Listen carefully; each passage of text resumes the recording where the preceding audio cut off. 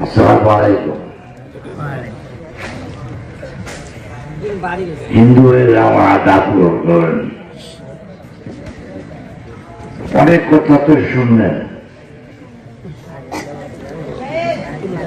আমি একটু বলবো। আগামী 12 তারিখে একটা যুদ্ধ,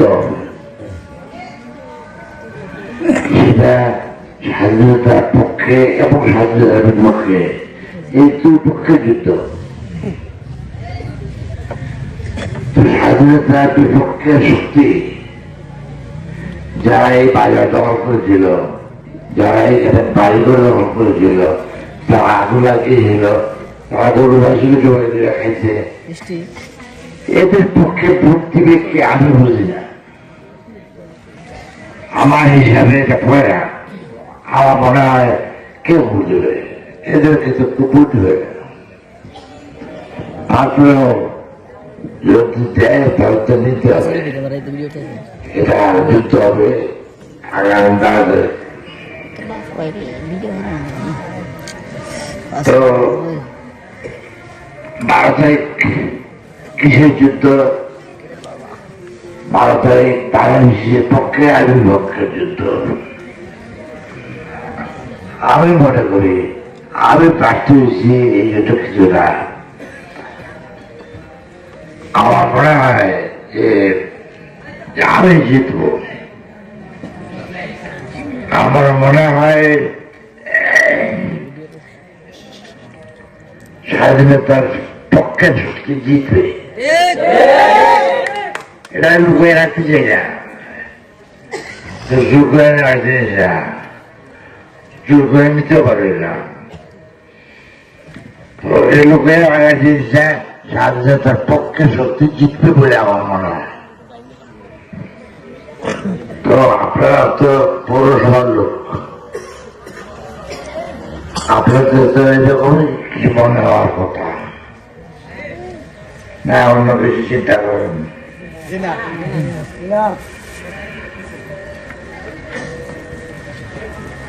তো আমি বলতে চাই, ঠিক আছে আমরা এগিয়ে যাই,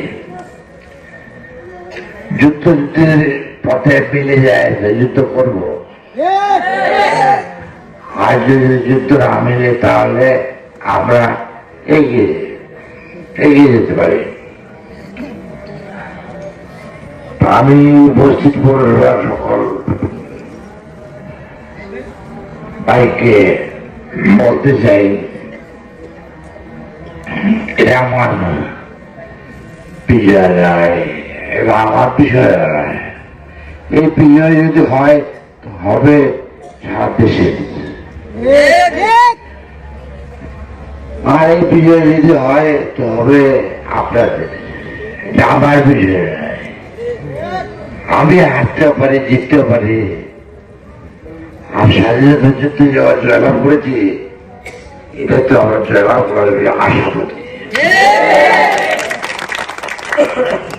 আমি এটা বলবো, আপনারা এগিয়ে যান, আমরা এগিয়ে যাই। স্বাধীনতার যুদ্ধ সামনে আছে, সামনে যদি পথে পড়ে যায় তা আমরা যুদ্ধ করবো, আর না পড়ে চালিয়ে যাব, ঠিক না? এইটুকু বলে আমি আমাদের কাছে বিদায় নিতে চাই। আজকের বুট আছে, বুট চাইতে কম চাইছি।